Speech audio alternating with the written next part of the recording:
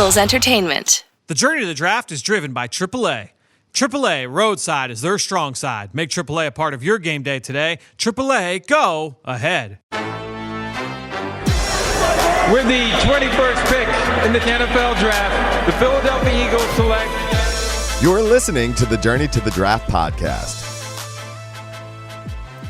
Welcome to the Journey to the Draft podcast, driven by AAA. I'm your host, Fran Duffy, and we've got some outstanding matchups to talk through this weekend in college football. It was a fun weekend, some great games to break down. We're going to do all of that here on today's show. At the very top, though, we're going to start off with our segment that we have dubbed Scout Stories, where this week I'm going to be joined by Eagles Southwest area scout Shawn Heinlen to talk about his time evaluating Carson Wentz. Now, he was not here in Philadelphia when Carson Wentz was coming out of North Dakota State, but I thought he brought some really fun stories, some really good anecdotes to the evaluation of Carson Wentz. So we're going to talk all about that at the top and some really good takeaways for you guys at home in terms of evaluating players and trying to project them to the NFL. That is our goal every week on Scout Stories. It's, making sure that we see the evaluation on the individual player, but also some takeaways for things that we can learn and kind of push forward to our future evaluation. So we're going to do that at the very top. After that, we're going to go to Saturday Scouting. We're going to welcome in Ben Fennell, Dane, Brugler, the three of us. We're going to get our reactions from the overall weekend in college football. We're going to talk through some of the high moments, how it will impact the future here when it comes to the 2021 NFL Draft. After that, we've got our On the Clock segment. Chris McPherson is going to join the show. This week, the debate is going to be the biggest sleeper for the first round of the draft. Obviously, we're months away, right? We're half a year away from the 2021 NFL Draft. But at this point, who's the biggest sleeper for the first round? Dane, Ben, and I are going to debate. Chris McPherson will be the judge, and he will let us know who wins that debate. After that, we're going to wrap it up with a question from you guys at home in our draft mailbag. The best way to throw us your support, if you're enjoying what you're listening to here on the show every single week, twice a week, just go on Apple Podcasts, go on to Stitcher, leave us a rating, leave us a comment. You guys have done a great job of leaving us those questions, leaving us your mock drafts, players that you want to hear evaluations on. If you go and do that, that's a guarantee you're going to make it into the show. Really appreciate everybody that has done that. And again, it's the best way to throw us your support. It helps make the podcast more visible to everybody else that's looking for NFL Draft podcasts. So really appreciate everybody that has done that. All right, let's get into the top of the show. It's time now for our Scout Stories. Pull up a seat. It's time for Scout Stories.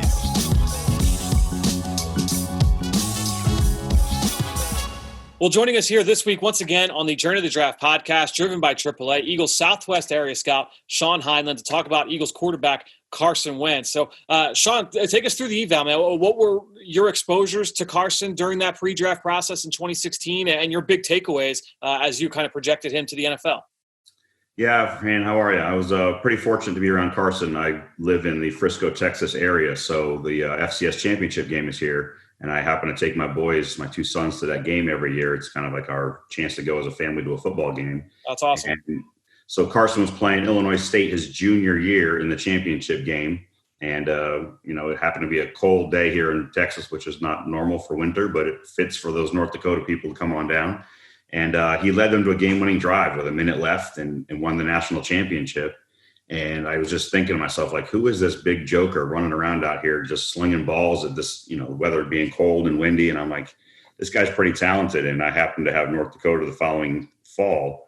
And so I said, I'm going to make sure I do all my research. And I spent a lot of time in Fargo that year checking out the sights and scenery. I spent as much time around the facility as I could. So it was, I was there in August at training camp, and I just watched him at practice. And I'm like, this guy has unbelievable tools to work with. I was really excited to see how he put together a senior year, and went back to watch him play the Northern Iowa game at home. And he did the same thing there. Let him 2 minutes left in the game. I think they're down a couple to Northern Iowa, and 50 seconds later, he throws a 30-yard touchdown pass to win the game with like 20 seconds left. And Northern Iowa had two NFL caliber corners on the team, and they were a top ranked team. And I was just like, man, this guy continues to put it together. Whenever, times were tough, he would find a way to figure it out. And then again, the championship game, he came out off the injury and was lights out right from the beginning. I mean, you just saw this guy was just a different type of athlete and competitor on the field. So you brought up a game that I remember very vividly. DeAndre Hall was one of those corners, and he was a former Eagle on that Northern Iowa team. He didn't play particularly well in that game early on. Probably his worst game of the year. Yeah, and the way that he was able to bounce back and what he did on that 2-minute drive at the end to me, like that, like kind of stood out to me. Do you have those kind of moments with guys where it's like Absolutely. that game will stick with you? Absolutely. He was trying to drive. They were down 4. They're driving. There's like 5 minutes left, and he fumbled on like it was like a 10-yard carry he had, moved the sticks, got hit, coughed it up. Northern Iowa missed the field goal to put them up a touchdown. So they had the ball backed up, I think, on their own 20-yard line with a minute and change left. And he was able to put that turnover behind him and march right down the field through a beautiful ball to Shepard, I believe it was, in the left corner of the end zone where I was sitting, over the shoulder, dropped it in 2 defenders, touchdown, ball game. I mean, if I remember right, too, he like audible at the line on that one too. He changed the play up at the line of scrimmage before the snap. And that's the thing is, you know, going in there talking to coaches, they said they'd give him the first 2 plays of the 2-minute drill, and then the rest was on him. So he had the first 2 plays off the sideline, and then it was up to him to just call it as he went down the field. And then, like I said, he did it time and time again there. So you talk about going onto campus there back in like the summer and early fall. I remember talking with people around the league that year, and it was like I started to hear the buzz about it in like October. And, you know, at what point did you realize, like, man, this guy, not just like first round pick, but it was like top half. I remember going to the Senior Bowl and thinking like, all right, like he's probably going top half round 1. And then by the end of that week, he's definitely locked top 10, top 5. And then obviously he ended up going number 2. He was my crush of the fall before I even went in, because I had watched tape after watching that championship game, being here in Frisco live, doing the summer tape on him. I was talking to our guys and telling Doug Willey, our GM at Buffalo Climb, like, you're going to have to make a trip to Fargo this year, I promise you. and going in there early, I just reiterated to him and Jim Monos, like, hey, you guys are going to have to come to Fargo to come check this guy out. And they actually made it to the championship game here in Frisco to watch him that year, because, again, by that time, you know, the horse was out already. Everybody knew what was going on at that point. There was no hiding them. You can't do that in today's day and age with scouting, but, you know, you're hoping when you can get one and keep them under wraps as long as possible. Yeah, once that toothpaste's out of the tube, forget about it. Shawn, exactly. Dude, this was great. Thanks so much for joining us again here on the Journey to the Draft podcast, driven by AAA. Thanks, Fran. Appreciate it. Awesome stuff there from Shawn. Hope you guys really enjoyed that. To me, there are 2 big takeaways from that conversation. To me, the first one, it's almost like the one game takeaway, right? Is that we do the one play takeaway every week here on Draft Buzz. We're going to do it here in the next segment with Ben and with Dane. To me, it's scouts are people, right? And that's the thing to remember is all these scouts are individual people. And just like you and I, they've got the things are going to resonate more with them. If you see a play or a game in person, or you're watching it on TV or watching it on film, there are going to be some plays and some games, some performances that stick with you throughout the evaluation process. So for Shawn to say years later, we're 5-6 years later, that Northern Iowa game was the one that stood out. It was just so funny that he brought that up, because to me, that was the game that stands out to me most about Carson Wentz. If you said, hey, Fran, what was the one game that really kind of made you fall in love with Carson? That Northern Iowa game, even though it was not his best game, that was the one that really kind of got me going and said, like, yeah, like this guy's got the goods. And I think that's the thing to kind of take away, right? Is that there are going to be those moments, and that's why we have the one play takeaway in the show every single week, is there are going to be those moments that stick with you throughout the evaluation process. Could be good, could be bad, but I thought that was a really good takeaway for sure. And then the other big one too is just the idea of players playing through adversity, and he talked about that in that Northern Iowa game. It was not a great performance from Carson. He had some turnovers in the game, he had some misfires, but he was able to kind of bounce back, and I think we've seen that with Carson throughout his career, right? He's kind of unflappable from that standpoint, and that you're going to have negative plays. We talk about that all the time here on this show. No matter if you're playing quarterback, if you are playing wide receiver, if you're playing corner, if you're playing offensive line, you're going to get beat in the NFL. That's a fact of life. There are going to be negative plays. Everybody is too good. You're not going to be batting 1,000 every single time you step between the lines. How are you going to respond to that adversity in game? You know, you talk about having a short memory at corner. It's the same thing in a number of different positions. So you've got like the micro sense of it, but then also the macro sense. And that's like the week-to-week adversity, the month-to-month, the year-to-year. You know, if you're a guy that's dealing with injury, how do you bounce back from that? If you're going to be benched, how do you bounce back? If you don't, you know, there are all those little things that you're dealing with on and off the field. A player's ability to deal with adversity is a huge, huge part of the evaluation process. And it's something that when people are talking about like football character and off-field character, trying to get a sense of a guy and his mental makeup entering the NFL, they're always trying to find those answers because honestly, it's tough to be able to figure that out for a guy when you're trying to make that projection. So I think, talking about that Northern Iowa game specifically for Carson Wentz, his ability to fight through that negative performance, that's a huge thing that I think weighed on a lot of people during his evaluation. Really appreciate Shawn for jumping on. Hope you guys enjoyed that discussion. That being said, let's keep this one going. It's time now for Saturday Scouting. It's time for Saturday Scouting.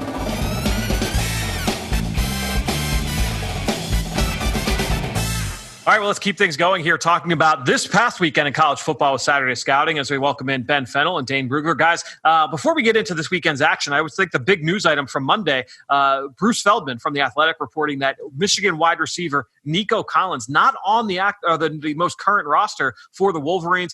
He was told that Nico Collins signed with an agent over the summer once it looked like that there wasn't going to be a fall season, and then never came back to the team, that he is training for the NFL draft. So, Dane, I'm interested to kind of get your thoughts to the decision there by Nico Collins to officially, I guess now, opt out of the 2021 season or the 2020 season and prepare for 2021 NFL draft. Yeah, it's a weird situation because it's been radio silence from him. He did sign with an agent over a month ago now, and he's just been training. He hasn't been back with the team, and so Harbaugh said that he's not with the team, not practicing, doesn't know anything, and so all indications point to he's going to stay opted out. And it's a really interesting decision because there's plenty to like about Nico Collins. He's a well-built player. Good sized target, should run fairly well for a guy that size. Does a nice job in 50-50 balls. I think he does a really nice job with balls away from his body. Makes very natural adjustments, and so I think there's plenty to like about him. But I thought he really could have helped himself with another year. And so I think if you're Nico Collins, you wonder about you're going to have a first year starting quarterback. There's plenty of other turnover on that offense, especially the offensive line. I mean, is it really worth my while, or should I just stay opted out? It sounds like he's choosing the latter. But, he's got some high grades from scouts. He was the highest graded wide receiver among the seniors from NFS this summer, even higher than Devontae Smith with an early second-round grade. So, wow. I think he's definitely hearing some of those projections from, certain people. And so I think that's going into his decision. He's got outstanding size. He's a legit 6'4", right? He's over 220 pounds. A kid that big, certainly he can go up and win above the rim. I thought I was a little bit surprised by how much snap he had coming out of breaks. A little bit more fluid than I expected for a guy that big. Obviously, he's not like a super explosive athlete, but I think the freak list had him mid 4.4s, like 4.45, something like that. So, look, this is a guy that he's a big boy. He was the offensive player of the year for the Wolverines last year. He led them in touchdowns with 7. I watched him over the summer. He's a big, strong kid, and he can win certainly in that area. But, Ben, what were your thoughts on Nico Collins? I was just more interested to see if these testing times, if he's a true 4.4 player at over 220 pounds, if that means he's going to be in that Miles Boykin type of conversation, Chase Claypool conversation, where I think he'll be a day 2 pick in there. His last game, I believe he played Alabama in the bowl game. So you go watch him against some SEC corners down there. But I wanted to see what the quarterback situation was going to be now that Shea Patterson was gone. And, just kind of an interesting body type. But Tariq Black's gone, People Jones gone, new quarterback. Was excited for him to be the go-to guy in the offense. His numbers isn't a high production share, high volume share. So I just want to see him be more of a focal point in the offense. Really like their offensive coordinator, Josh Gaddis, former Penn State and Alabama receiver coach. Yep. So you definitely like that pedigree he comes from. Just want to see a little bit more on the field time. What do you guys think of a Hakeem Butler comp? I think he's got better ball skills than a little thicker body type too, as well. Butler's a tight end now. Yeah, he's a big boy. Listed that way at least. I don't know. My biggest thing with Butler was just I don't know. I felt like he was unreliable, and that's a big issue in the NFL with Collins. That's one of the things I really like about him. I think he's dependable at size, and I think he's dependable. I don't know that he's gonna I would guess my estimate just basing off watching the tape is 4.50, which is still pretty good for 6'3.5", 215 pounds. So there's a lot to like about him. He's a top 100 pick. It's just in a wide receiver class as strong as this one, you might get a little bit lost without having any tape this season. And so we saw Rondale Moore, Rashad Bateman, previous opt-outs go back and play this season. I think they have a chance to help themselves. Nico Collins won't have that. Yeah, so obviously a guy we're talking most likely in that day 2, maybe early day 3 range, most likely. All right, let's get to this weekend's action. We'll start off with our game ball, our standout player from the weekend. I'll kick things off for us. For me, it was obviously the game of the week was Alabama, Georgia. And, I'm watching the game and I'm like, all right, like Devontae Smith blew up, right? 11 catches, over 160 yards. He gets the touchdown. Jalen Waddle, 6 for 160 and a touchdown.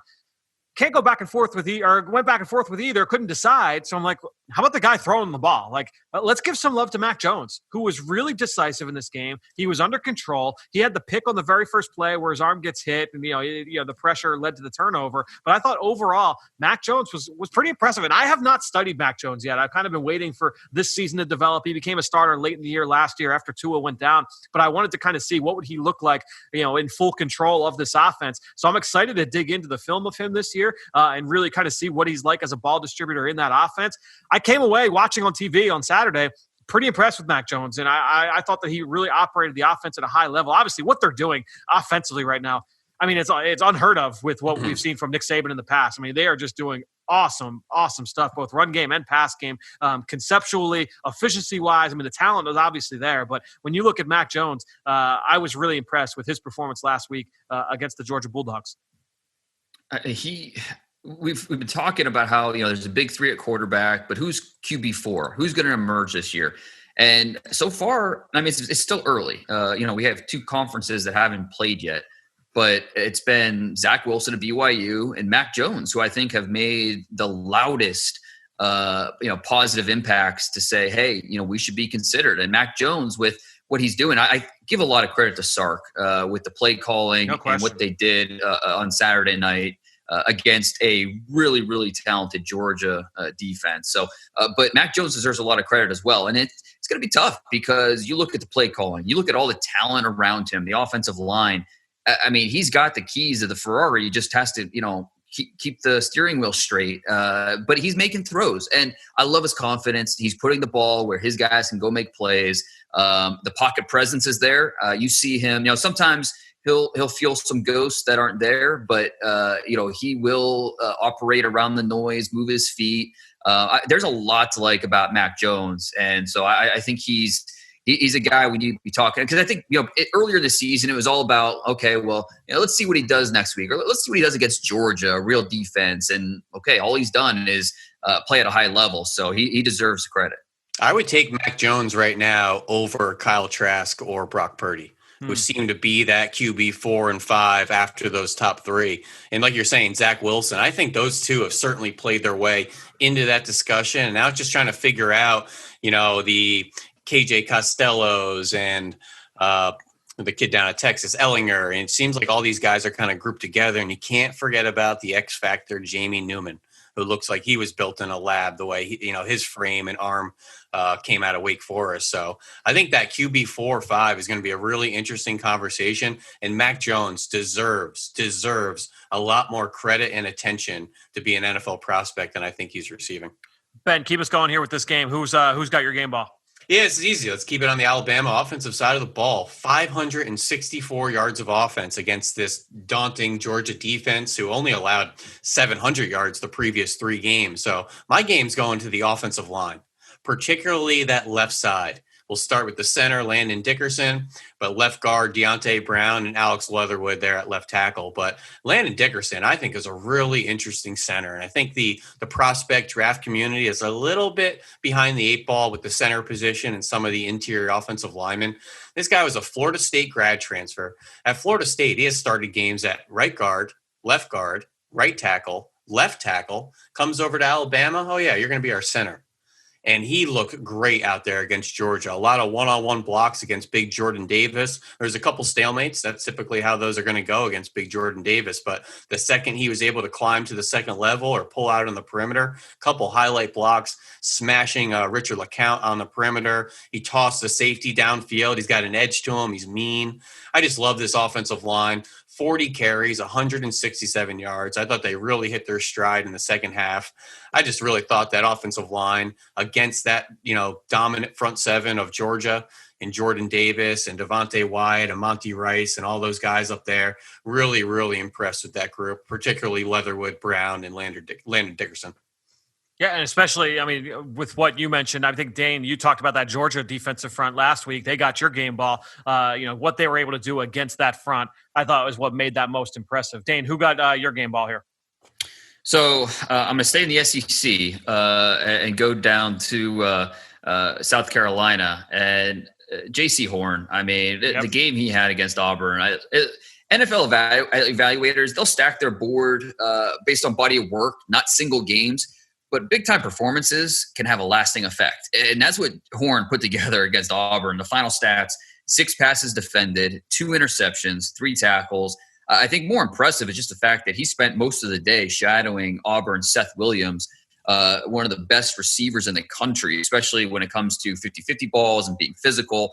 And we haven't seen the tape yet, obviously, but just based on the broadcast viewing, this matchup showed Horn's flexibility with his hips, his agile lower body. He can mirror routes. His eyes always return to the backfield to find the football. Love his physicality. And it wasn't a perfect game.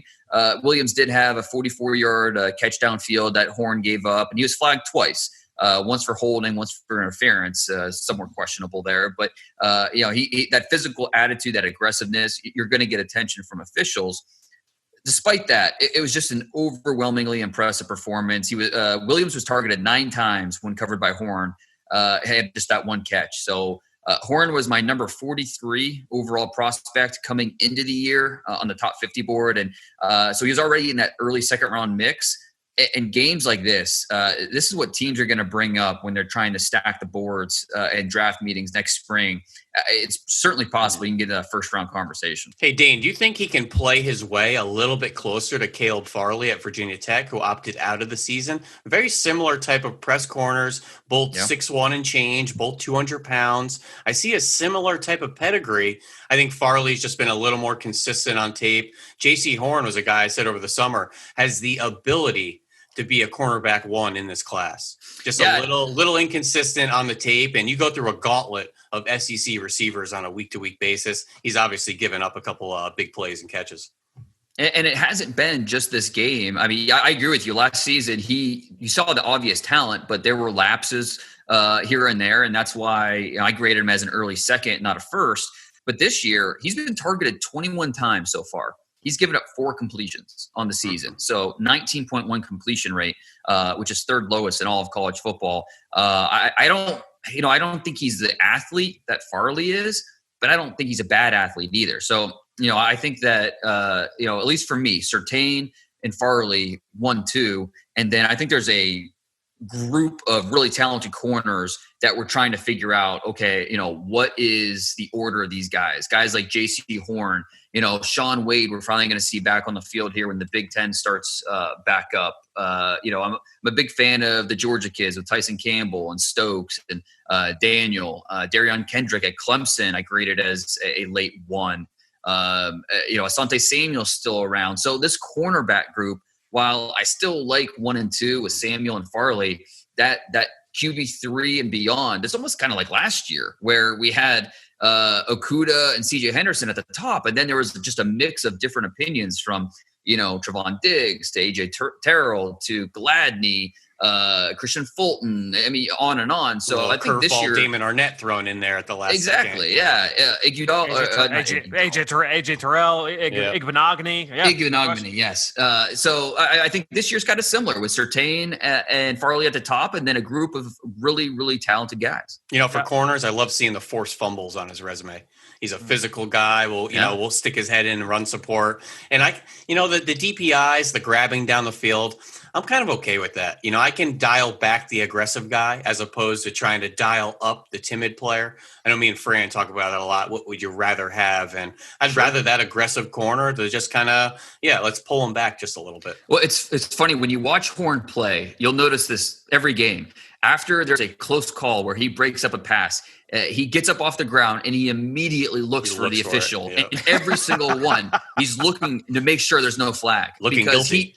As a parent of a 4 and 5 year old, I've seen that look many times. And it's something that he knows he plays physical. He knows he walks that fine line, but he's okay with it because, more times than not, that aggressiveness is going to work in his favor.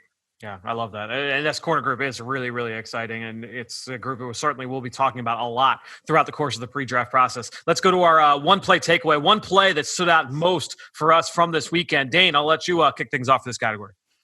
I'm going to stick with the Gamecocks. Shi Smith on offense. He's quietly having a really productive season. And I think Saturday was the full Shi Smith experience. There was a drop. He's the type of player who he wears his emotions on his sleeve. And the Auburn defenders, there were times where they were getting to him. But he's also resilient. And he came back in a big way with a touchdown grab over the defender. That was a big play in that game. But the one play that I wanted to talk about came in the fourth quarter. South Carolina, they had a 1-score lead, and it's 3rd and 7. The quarterback basically throws a jump ball down the sideline, and Smith turns, basically tips the ball to himself, comes down with it on his way down to the ground. Just a remarkable example of his competitive nature, his athleticism, just to make a play like that. So if you asked me, who the toughest wide receiver is in this class, my answer might be Shi Smith. Physically tough, mentally tough, because he loves to go at it, loves to talk. He's going to be drafted in April. I promise you that. I think it's more of a factor of, okay, how early can he get in the top 100? I don't know if he's going to go that early, but he's going to get drafted. Yeah, Instagram superstar Shi Smith afterwards. There you go. Yep. He reminded me a lot of Emmanuel Sanders, but he's kind of a heartbreaker receiver because he'll have a couple boneheaded drops. He already has 5 this year. He only had 6 in his career coming in. Tons of penalties down the field, just mixing it up with corners and dumb stuff as well. He's one of those receivers that's super talented. I see an Emmanuel Sanders when it's all kind of in the right place, but we might as well stay with SEC receivers down here, and we'll go Devonta Smith. Huge game against Georgia and some of those big physical corners that I was a little bit worried about. I didn't think that was a good matchup for Devonta Smith, and he had a nice touchdown catch 2 plays earlier, forced a DPI that I thought was great coverage by Eric Stokes. I thought he squeezed him right out of bounds, and that was kind of my tweet coming of saying, this is my issue with Devonta Smith. If he can't win on his release, can he maybe get bullied because he's only about 175 pounds? But he lined up in number 3 on his touchdown. Looked like he was working to the corner. Savvy Mac Jones threw him a little back shoulder. The DB wasn't looking. He just plays so much bigger at the catch point than his 175-pound frame would suggest. I think he snatched the ball away. Stokes was in good spot, didn't look for the ball, rather played through his hands. And Smith said, no, you're not raking this ball out of me. And that's what he's done throughout his career. So physical and competitive at the catch point. Love to see that. And then when they were up comfortably, 2-3 scores, he caught a little bubble screen and absolutely trucked Richard LeCount for an 8 or 9 yard gain where LeCount just goes flying 2 or 3 yards. I just wanted to tack on that one more play because he shows you time and time again he will play stronger than his frame and weight may suggest. I don't want to beat a dead horse because I feel like we've had this discussion a couple times in the last month and a half with Smith, but he's just going to be a fascinating case study, right? Because guys that are that small, that's thin, in terms of his light frame, that don't have that explosive, second, third gear. He's going to run low 4.5s, at best, high 4.4s, but most likely he's going to run low to mid 4.5s at 170, 180, soaking wet. That's not a common combination. And so I feel like that's going to be a really interesting case study with how he's evaluated. I feel like right now, a lot of, mock drafts is he's top 15, he's top 15. When we get to March, March 8th, or if that's when the combine, we don't know if that's when the combine is going to be this year. But when we get to early March, we'll see if that's going to be the consensus. I'm really interested to see because he's a hell of a football player. And I love watching. He's so much fun, but man, it's going to be a really interesting discussion. This spring for scouts, he was 170 pounds and he ran a 4.52. Now, give him some training. Maybe he, gets down to the 4.4s and, have a big breakfast. He'll get up to 175. But that's just, on paper, this guy is not who you want. But you watch the film and he's exactly who you want. So it really will be an interesting conversation. And, above all, I'm going to trust the tape. But yeah, I definitely think I agree with you, Fran. There will be teams that kind of look at that and say, well, okay, I mean, we don't see guys like this. I mean, okay, yeah, Marvin Harrison was able to be that light and, have that type of ability. But, are you really going to say this guy's the next Marvin Harrison? So there will be teams that would not draft him in the top 50. But I bet you there will be a team that drafts him in the first round, and I bet they'll be happy they did. Well, really quick, he was eligible last year, just putting you guys on the spot. You had T. Higgins at 33, Michael Pittman 34, Laviska Shenault at 42. Is he in that mix in the early second round, or do you see him going in the first round if he had come out last year? I know a bit of a kind of projection exercise here, but it's tough because, really you had tough. You had Rager, 21, and then Jefferson right after him. And Brandon then Ayuk at 25, yep. Right, and so it's like, I think those guys were types. Rager was a certain type. Jefferson was a certain type. Ayuk was a certain type with what those teams were looking for, where Smith, I don't know that he is a certain type. He's a very unique talent, but maybe the best all around in terms of what he offers, elite ball skills, his dynamic routes, the toughness that you talked about. I mean, he might be, the most well-rounded in terms of overall skill set, but yeah, I don't know. It's tough. And that's a good exercise for, draft fans listening. Grab a player from this class, go back to last year and start to go through these big board decisions you have in the war room. 46, Denver Broncos. Are we taking KJ Hamler? Are we taking Devontae Smith? And let's talk about the traits kind of thing. It's always a good exercise to kind of take guys and put them back and figure out the pecking order. And I'm just looking like the guys that have that skill set in the NFL.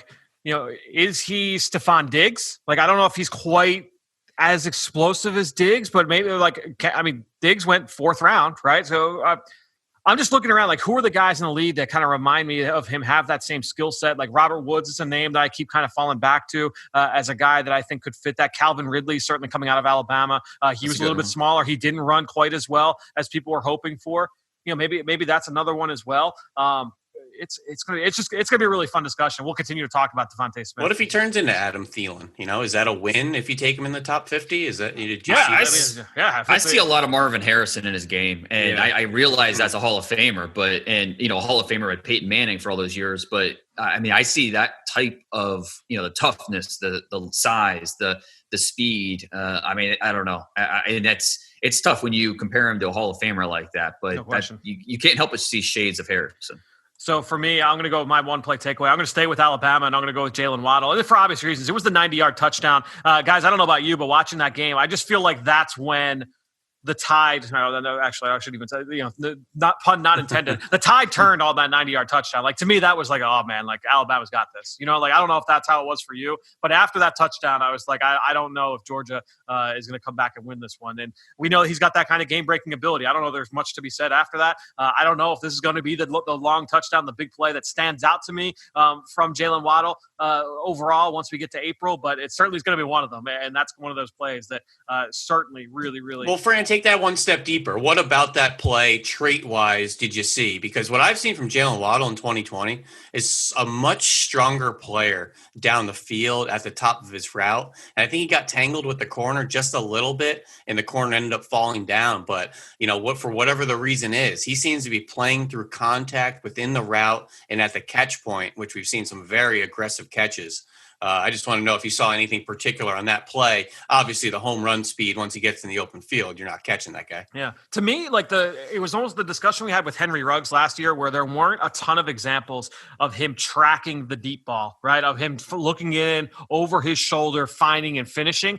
That was an example of that where you could see that with Waddle. And to me, those are the ones that can be difficult to come across, and being able to see him do that in such a big spotlight to me is the big takeaway in watching Waddle on that snap. All right, let's get to our next category here, and that's our down the road freak show. Dane, I'll let you kick ones off for us here. What a turnaround Sam Pittman has orchestrated as the first-year head coach at Arkansas. They're impressing on both sides of the ball. Ole Miss scored almost 50 points against Alabama, and then Arkansas is able to hold them to 21 or wherever it was. So, but I want to talk about an Arkansas player on offense, true sophomore receiver, Traylon Burks. against Ole Miss on Saturday, 11 catches, 137 yards, and a touchdown. And that one touchdown was a ridiculous one-handed grab in the corner of the end zone. This guy is 6'3", 230. That's what he's listed at. Long, rangy, intriguing athletic gifts. If he can improve his consistency a little bit, he had a drop, and there were a few times where you could tell he's freelancing a little bit with his routes. But I mean, he's got the talent where we'll be talking about him maybe at this time next year as a possible early round prospect. He's really, really intriguing. Ben, who do you got for us? Well, I don't know if you guys watched this barn burner of a game in the American Conference, UCF and Memphis. Saw the score. Memphis won 50-49, and these quarterbacks are throwing the ball all over the yard. Brady White, 6 touchdowns. Dylan Gabriel, UCF quarterback, who I think is a freshman or sophomore, but he's about 5'10", 180 pounds. He had 5 touchdowns and 600 yards. But I want to start talking about these young receivers, and I think I mentioned them a couple weeks ago. Little receiver Jalen Robinson for UCF. He's a 4-star Oklahoma transfer. He's in that Tutu Atwell, Deshaun Jackson, small kind of mold. He had 10 for 173 and 2 touchdowns in that Memphis game. But he's got 100 yards in every game this season. And he's starting to really grab my attention for his down-the-play ability, his catch-point ability, and just his game-breaking speed on a week-to-week basis. And this offense is so much fun. They throw the ball down the field all the time. Tons of young, speedy receivers. They literally have 3 or 4 that are in that 5'9", 175 mold, and they're all just wicked fast. Really fun offense. So if you ever see that UCF team out there, be sure to check out the offense. So Jalen Robinson, he's small, but he's an Oklahoma transfer with some serious speed. Yeah, you talked about Kevin Harris, the South Carolina running back, last week here on the show, and he's a true sophomore, 5'10", 225 pounds.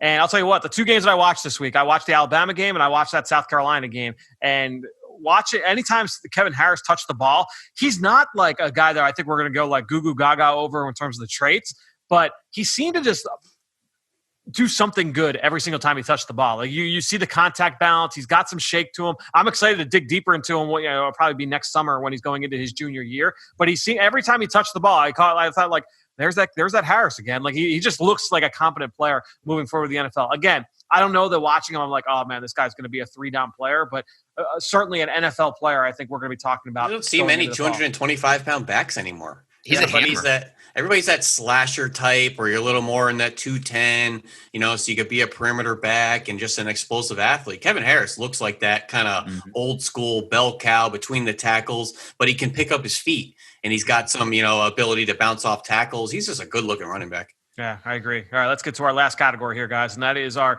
film room recap. We're just going to talk about a player that we put some time into studying in the film room over the course of the last week, and I'll kick things off here with this one. I'm going to go with Pitt's defense, and we've talked about their defensive end, Patrick Jones. We've talked about the defensive tackle, Jalen Twyman, who opted out and is in this draft. Let's talk about the other senior defensive end, and that's Rashad Weaver, 6'5", 270 pounds. And this guy's a 2-year starter. He missed all of last year due to a torn ACL, came back this year. And then, by the way, that 2018 season led the team in sacks, led the team in TFLs, was extremely productive. Comes back this season, watched a couple of games over the weekend. This kid, I mean, he's not like super explosive or twitchy, which you would expect from 6'5", 270, but he is long. He's got a thick frame. He's got power to collapse the pocket. He's good against the run. He's got a couple of nice pass rush moves. Everything starts with that long arm, and he's able to convert to a couple of different moves off of that. He times the snap well. He's usually one of the first Panthers out of his stance, and he's just a disruptive guy. I just don't know that he's got, we talk about like the top-end athletic traits, where we're going to be going crazy about him, come March, April. But the kid's a good football player. And whether he goes, 3rd round, 2nd round, 4th round, I feel like he's going to be somewhere in that range. There are some teams I feel like he's going to be a great fit for. Others, he might get like that. I don't know exactly what he is for us. But at 6'5", 270, this kid was very disruptive. I enjoyed watching him. I think that he's a little bit different than Patrick Jones, but I ended up giving him the same grade. I think that they'll both be competent players, probably more rotational players in the NFL. But I did enjoy watching Weaver. And I'm excited to do a little bit more. The guy that I actually wrote down as a comp was Alex Okafor, who has turned into that kind of player, like a third defensive end, sometimes a second defensive end for his team, depending on the depth chart that given year for whatever defense he's on, whether he's in Arizona or New Orleans. Big physical kid, high motor. I kind of think that the Weaver kind of fits that bill. I think I called him Preston Smith, more of that kind of heavy edge. I'm not twitching the corner. I'm rarely a high side rusher. I'm usually going to go through you or kind of inside of you. May interest you to know Rashad Weaver is leading the country in QB pressures at the moment. Yep. So he's a guy that's been productive when he's on the field. Just that ACL injury last year really hurt his stock. And I think Smith is a little bit looser, a little bit more versatile. Preston Smith started his career in a 3-4 in Washington, obviously now playing for Mike Pettin in Green Bay. I feel like he's got a little bit more versatility in terms of how he can be used. I kind of think definitely a good image body type wise on what you're getting on the edge. This isn't a little Von Miller or a guy kind of, beating people with the first step or around the edge or anything. Definitely not. This senior class for pass rushers is really fun, and I think he's in that mix. You've got Kwity Paye from Michigan and Carlos Basham. I think those guys are top 50 types of players. But D'Angelo Malone from Western Kentucky, he's in that mix. The kid at Vanderbilt, Odeng Ingbo, he's in that mix. But Dane, it's like D'Angelo Malone, Quincy Roche, the Hamilcar Rashid in Oregon State. These guys are all 230, 235 pounds. Oh, no, that's what I'm saying. So Rashad Weaver, Patrick Jones, we're talking 265, 270. I love just the different types of edge and players. That's exactly what I'm saying, because Paye and Basham are both over 270 pounds. Weaver, I agree. He's somewhere in that day two mix. They all look a little bit different with what they offer. Quincy Roche, I think he's the toughest one to really figure out, because he's got speed around the edge, but I just, there's some other questions about him. So it's this senior class of pass rushers is really fun. And like the most natural might be Chris Rumpf, and he might be the worst football player at any of them. So it's, it's such an interesting mix of traits and ability. All right. So Dane, take us through yours. So I'm going with Rashawn Slater as I continue to work through all these opt-outs. It's interesting. He played at a high school program just outside of Houston that won 3 total games in his 3 seasons on varsity. He goes to Northwestern, and head coach Pat Fitzgerald, generally not a coach that plays a ton of young players, and Slater earns the starting right tackle job almost immediately. He starts there for 2 years, moves to left tackle last year as a junior, and he made the transition look pretty natural, not allowing a sack. And he was one of the few who found success going up against Chase Young. That tape against Ohio State last year is something that will really kind of carry him in his evaluation throughout the process. So what I love most about him, I think, just watching the film, the aggressive approach. He looks to engage quickly. He looks to attack before rushers can set up moves or get downhill. And he does it without being, he plays urgent without playing over aggressive or too aggressive where, savvy rushers are able to, get him off track. So I see an NFL starter with Rashawn Slater, and I'm very confident about that. The main question is maybe just what position. His arms look shorter than 33 inches. If I had to guess right now, and this is just my best guess based off film, I would say, like 32 and 7/8 arms. That would be my guess. So it'll be interesting to see what he actually is. But he plays so technically sound that I think he can stay at tackle in the NFL. Some teams will definitely have him on the board as a guard or a center. But I think regardless of the position, Slater's legit. Yeah, I'm right now. I feel like he's more of a guard, but I'm interested to do a little bit more work on him and continue to watch him.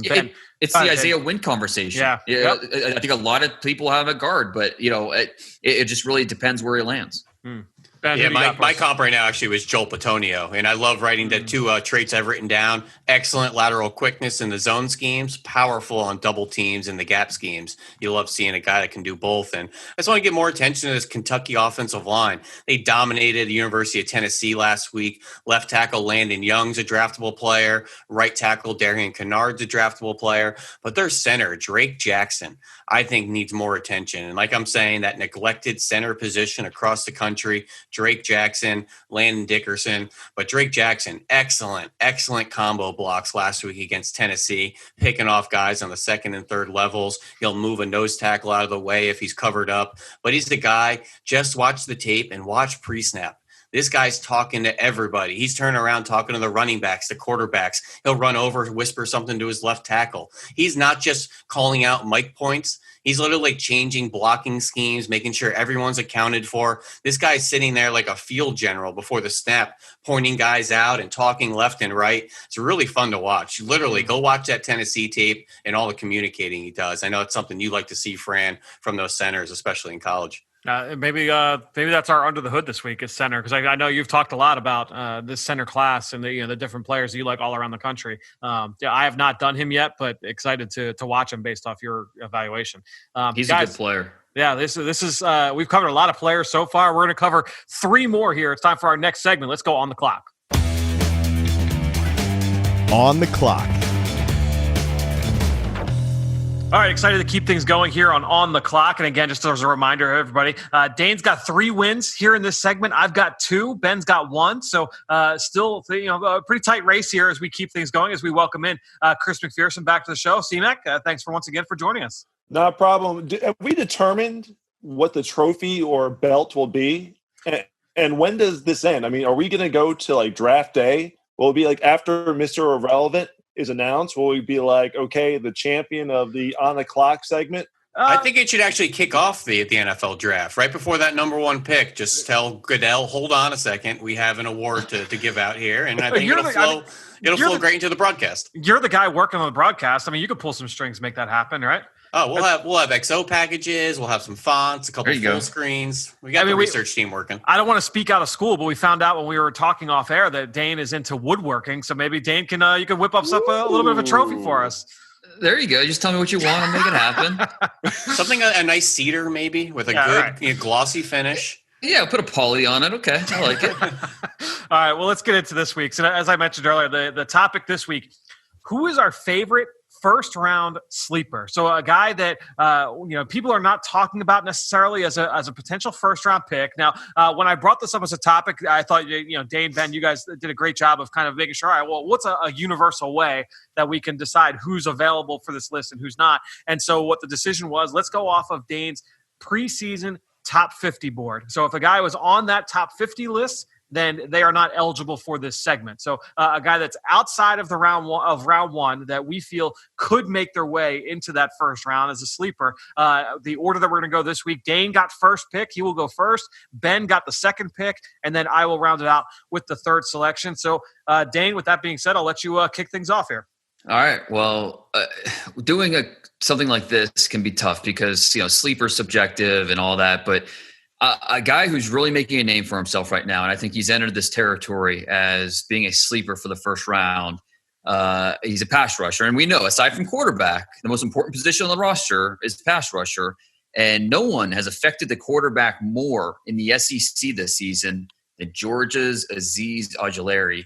Leads the conference, 17 pressures, 3 forced fumbles, leads Georgia with 6 tackles for loss, 3 sacks. And, you could see it on Saturday night. It was his pass rush in the opening play against Alabama that forced the interception. And I think just from a tool standpoint, he has the athletic twitch that you want rushing off the edge, that explosive first step, oily hips, well-timed hands, so he can disrupt the rhythm of blockers. He gets upfield so fast, and he has all the bend that you want to win at the top of the rush. Some might say he's undersized, and I think that's why he qualifies kind of a little bit of a sleeper, or a first-round sleeper that no one's talking about at length, at least at this point. He's also young; he's only a redshirt sophomore, but 6'2", 245. He uses that size to his advantage because he can dip underneath blocks and flatten to the quarterback. So I think the size, he actually understands how to make that work in his favor. And it also, even for a redshirt sophomore, he was one of the captains on Saturday night. So that says something about how the coaches view him, even as a young player. So listen, if this guy was a stock, I'd be calling my in-laws for an advance on the inheritance because he continues to go up with each game. There ain't no insider trading here. Okay, we gotta keep it legit. All right. Gotta keep on up and up. Does he have a bigger role this year than last year? Is that why he's maybe not on the radar? Maybe he didn't crack your preseason top 50. Yeah, and I think just he's a younger guy. He was a redshirt freshman last year, and he did play a lot. And he was he flashed. But this year, you could just see it coming together for him. He's becoming more consistent on a snap in, snap out basis, and just really coming into his own. I think he's got everything you want except for maybe that elite size. Okay. Fran, any counterpoints? The one thing, I wouldn't necessarily call it a counterpoint, but I think the one thing that is working in his favor is that I don't know that there are a lot of edge rushers that we're looking at as like locks for round one, right? Dane, would you agree with that? Absolutely. And, there's a couple guys in the Big Ten that we haven't seen yet, Kwity Paye and Jason Owe, who, we really like. But, I think that's the biggest thing is, who's going to be that pass rusher this year? Gregory Rousseau from Miami we've talked about. But this is the type of guy who could get up into that conversation if he plays the rest of the season like he started the first 4 games. So it's a situation. There's no Chase Young this year. There's no Bosas. No Bosas, no standout like must-have guy who's going to be in that conversation that right after quarterback, you got to take this guy in the top 5, at least as of we're recording this on October 19th. Well, and some really like Rousseau out of Miami, but I think those of us on this podcast see a really talented but still pretty raw player. So he's not in that Chase Young category, but he could end up going top 10. But still, we're that top tier of pass rushers in this draft is a really unsettled group at this point. Ben, you're being very quiet there. I'm a little concerned. Well, I like Ojulari. He might be the most explosive and flexible edge rusher in this entire class. And he has good size and just a weird mix of edge rushers. You have some really undersized guys. You have some long and lean guys. You have some heavy guys. Not a whole lot of that explosive step or the bend around the corner. Reminds me a little bit the way Harold Landry came out of Boston College, who I think just squeezed in the second round because of a knee injury. So I could definitely see Ojulari being in that 20 to 40 kind of ballpark that, you want a quarterback hunter off the edge. He's kind of your guy. All right, Ben, you're up. Number 2 here. Who you got? There's a couple other edge rushers I was, debating between, but I'm going to go on the offensive side of the ball, offensive tackle. Seems like we always find a couple tackles falling their way into the back side of round 1, whether it's Ryan Ramczyk or even like a Caleb McGarry, coming in at the 13th hour to the Atlanta Falcons when they double dipped on offensive line. And I've talked about this guy this year, and he has just continued to impress me on a week-to-week basis. And that's senior left tackle Liam Eckenberg at Notre Dame. I just think this kid has gotten stronger in the offseason, which was my main kind of a correctable point that I wanted to see from his tape last year. Prototypical size, frame, length, weight, very calm pass sets, gets to his landmark, can run the arc really well, reacts to games and blitzes and stunts and loops in front of him really well because he keeps his eyes up.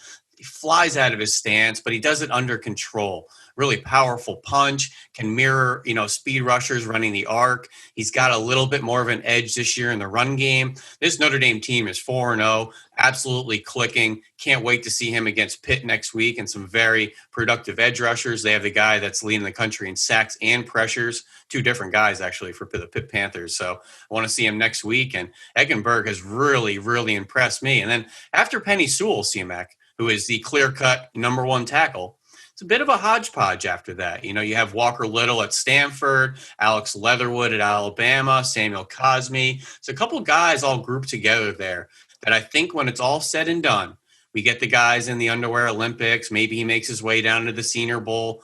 I think he's going to emerge as offensive tackle 3 or 4 and really come into that back end of round 1 for a contending team that might need a right tackle or maybe a left tackle of the future. So he's a guy I think is a very safe pick that will squeeze his way into the back end of round 1.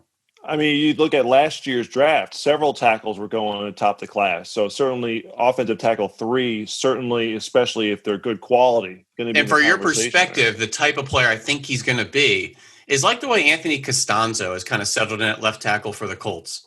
Not a sexy name, but not a guy you're looking to replace at all either. He's not a liability. He's a very steady player for you. And I think that's what Eckenberg can be for 10 years for somebody's blind side. What's Eckenberg's background in terms of where he's played? He's strictly left tackle now. Primarily left tackle. Yep, he was a pretty high, recruit coming in, 4-star. He took over that left tackle spot from previous first-round pick Mike McGlinchey, from previous first-round pick Ronnie Stanley. Bit of a pedigree over there at left tackle, and I don't think the Niners and the Ravens have really had too many issues with those picks so far. No, the pedigree thing I was going to bring up. That's something that'll probably work in his favor just a bit there. So, Fran, anything you want to argue there, or Dane? Let me give you a chance to. Well, I'd like to throw one more thing in, C-Mac, just for your perspective as well. 2019 and 2020, I think we have about 16 games under our belt right now. No sacks given up. So this guy is just doing his job on a week in, week out basis. And again, may not be the sexiest guy, but watch him on film in a vacuum. He does his job on a down to down basis. Dane, before Fran goes, you pick the argument apart there. Eichenberg's been solid. I mean, I don't know that he has one trait that you point to and say, that's the definite strength that he brings to the field. And so I think, he had mostly 3rd-round grades in the preseason. He's played well this year so far. I don't know if I'm ready to put him in the first, but I think he is a steady, reliable player. And of course, there's always room in the NFL for tackles like that. I'm just not convinced yet he gets into that first-round conversation. All right, Fran. Well, to me, and that's a perfect segue into my guy. And to me, because when I look at Eichenberg and you look at the profile, there's no traits that make you go all right, this is something you really hang your hat on. Then you look to my guy, and I'm going to stick at the offensive tackle spot because I think that Ben makes a really good argument there for not only the position, right, and that we're going to see guys sneak into the back end of round one along the offensive line spot all the time. It's one of the most valued positions in football, offensive tackle. Every year over the last few years, you see 5-6 guys get drafted at that position in round one. As we've talked about here on this show over the last few weeks, that's not necessarily the case here in this season. We don't know who those top tackles are going to be. So I think that there is room to grow, much like how Dane made the argument with Ojulari. I think you look at that with these tackles and say, all right, well, if we only are talking about 2 or 3 guys as locks for round one right now, who are the guys that are going to move into that spot? Who's going to be this year's Titus Howard from Alabama State? Who's going to be this year's Isaiah Wilson from Georgia? Who's going to play their way into round one? Those guys had traits. My guy right here, Daniel Fa'alele from Minnesota, has traits. And C-Mac, when you look at his background, it is very similar to a guy that we have really enjoyed watching over the last 3 weeks here in Philadelphia in Jordan Mailata. He's from Melbourne, Australia, did not grow up playing football. He's 6'9", 400 pounds. Like Tom Brady, hold up the number 4 Bills, all right? 6'9", 400, but he is a unique athlete for a guy that size. He moves very well. So I think when you look at what Isaiah Wilson did, sneaking into the 30th overall pick last year as a redshirt sophomore, had not played a ton of football. This guy is more athletic, and honestly, his tape is better than Isaiah Wilson's was last year as the 30th overall pick coming out of Minnesota or coming out of Georgia. You look at Fa'alele at that size, this guy's just impossible to get around. He was going to show up as as Ben is letting me know that Mailata went in the 7th round. He never played a down of football and he went in the 7th round. This guy has been a 2-year starter, is going into his 3rd year as a starter for Minnesota. So we'll see him starting this weekend. The plan for him right away was,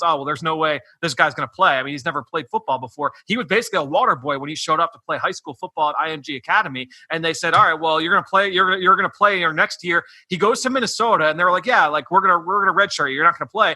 And then they realized in practice, we got to put this guy out in the field, and he was impossible to get around. He goes and it was all Big Ten last year. He was blocking for one of the most prolific offenses in the history of Minnesota last year at right tackle. You look at where he's going to be 3, 4, 5 years from now. I think people are going to bet on the traits of Daniel Fa'alele. So if I'm talking about who's a guy at a priority position with outstanding traits who could really wow people, not just with what he's done on film, but in the pre-draft process, the kid's only a junior. We don't know if he's going to declare or not. But to me, Daniel Fa'alele is a guy that's a sleeper that could end up in the 1st round when it's all said and done. I mean, we talked about Mekhi Becton being a mammoth of a man. This guy, he's ridiculous. I mean, unique's not even a word I would like. Truly, truly rare size and frame for a guy at that position. It doesn't worry you in pass pro a little bit? I mean, he's a good athlete for 400 pounds, relatively speaking. But still, I don't know. I worry about him in pass pro a little bit. He faces NFL speed. I never watched him and thought, oh, man, this guy's in trouble. And I watched him against Iowa, and I watched him against Penn State. And both those teams have NFL quality pass rushers on them from last year. And I never thought like, oh, man, like, I don't know if this kid's got it. He's not going to look like Laramie Tunsil, but at 6'9", 400, we've talked about that with Mailata. Like, he's just tough to get around. At the end of the day, like, you got to get around that guy. And we've seen big tackles go high in the draft. I think that he's certainly a guy that has that. C-Mac, my comps are Zach Banner and The Big Show. So it's somewhere between those two, caliber of athletes. Oh, this is a great topic. I think it's great introducing fans to these players in advance because they're going to be the risers, come like February and March, and you can go back to the podcast and say, look, these three guys were on these guys' radar back in October. So don't be surprised when these guys are discussed there. This whole conversation is really just this Dane Brugler guy missed out his preseason rankings on all these first-round picks. Yeah, these are sleepers, though. I mean, I agree with Ojulari. The other two, I don't know about that. So it's interesting. Ojulari's obviously going to be on the spotlight. I saw the play they made early on the other night there, getting Georgia the early turnover. Whoa, you're not supposed to be coming in with any background, C-Mac. I didn't know who it was. I just saw he's no college football this season. He's an educated man. Okay, let him do his thing. I was like, it was nice to just be able to sit, watch the game like a fan. Check it out there, I didn't know who made the pressure on the play or whatever. Just saw that, Well, I'm assuming you dedicated 3.5 hours to the Notre Dame Louisville game as well. That 12-7 barn burner. I did not, and thankfully enough. So, as we're going to make the decision here, this is really, really good because you can always poke holes in all three of these. It's be like, how's a 400-pound guy going to be a sleeper? How's a Georgia pass rusher, performing well on the bright lights and everything, gonna, go under the radar. I mean, just to kind of even the matchup here a little bit, Ben. I like Notre Dame, and they turn out some good offensive linemen. So if a guy's going a little under the radar at this point in the process, I'll go with a little Eckenberg love here. So I'll go give you the win there. Don't precede it with any pity votes here. I don't want to just even up the scoreboard here. I want to earn it. You can change your mind, C-Mac. It's not too early. It's never too early. Yeah. No, tell you what, it would be interesting if Eichenberg ends up going in the first. I think so. Every left tackle since 2012 at Notre Dame would be a future first rounder because Zach Martin started at left tackle. I believe it's 2012. And then you had Stanley after him, McGlinchey, and then Eichenberg. I mean, that'd be a pretty impressive pipeline left tackle in the NFL. Agreed. All right, well, guys, this was fun. Really good conversation. C-Mac, thanks again for joining us here. Ben, we'll talk to you later this week. Dane, we'll talk to you next Monday as well.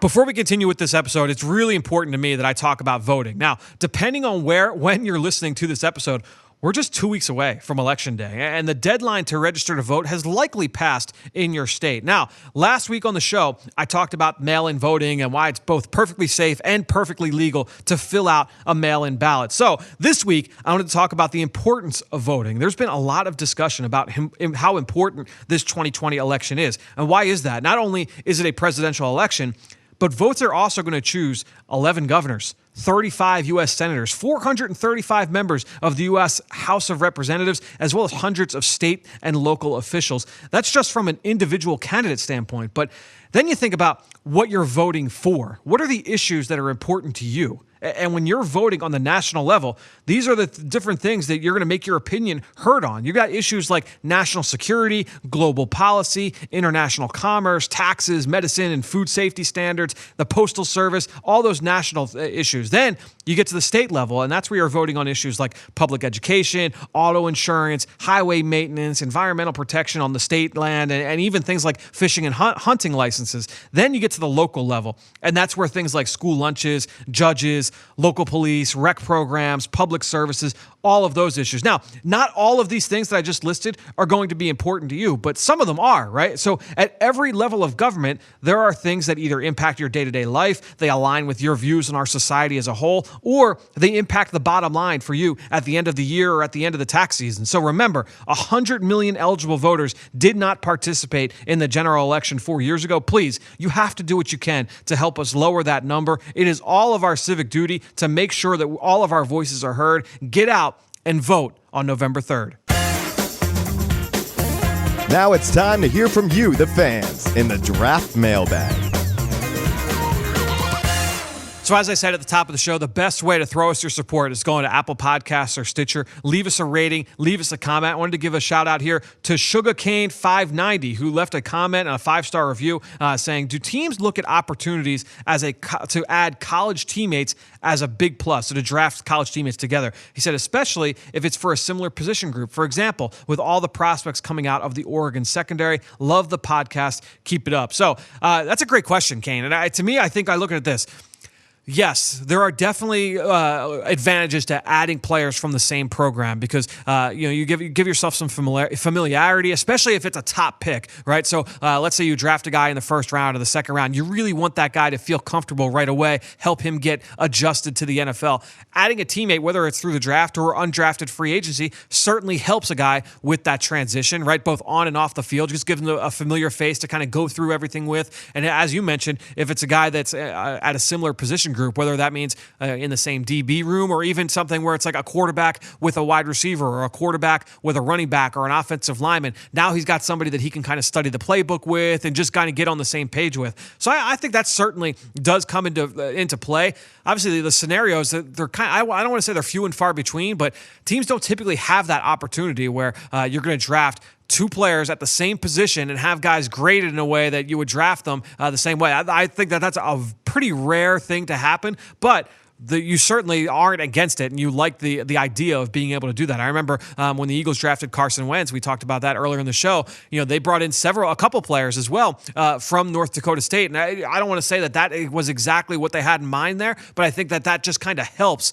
in terms of helping out that player's transition come from college to the NFL. And the other big thing too is when the Eagles are in there, they're scouting Carson Wentz, and you've got all eyes on there. That helps other guys kind of get seen by NFL teams as well. So maybe if you are a fringe prospect that might get drafted, maybe you're a 7th round pick or an undrafted free agent. Hey, if you got every team in the NFL is coming through Fargo, North Dakota to watch North Dakota State quarterback Carson Wentz, well, now I'm going to have eyes on me that I wouldn't have had otherwise. So I think that certainly comes into play. But when you talk about that Oregon team, certainly they've got talent at corner, they've got talent at safety, both for this draft and for drafts to come. So if teams go in and they say, we really like this guy, maybe we can pair him with this other corner, that's certainly something that I'm sure that some teams will look at and have that opportunity. It's just, to me, that those are few and far between. The other thing that does come up, though, is guys from different draft classes, right? So, let's say you drafted an LSU linebacker, right, in the first round last year, and you really, he came in and he was everything you hoped for. You kind of understand, like, oh, this is the kind of guy we want. Not only will you kind of lean on him and say, like, hey, like, we really liked the linebacker you played next to last year, or this defensive lineman, or this safety.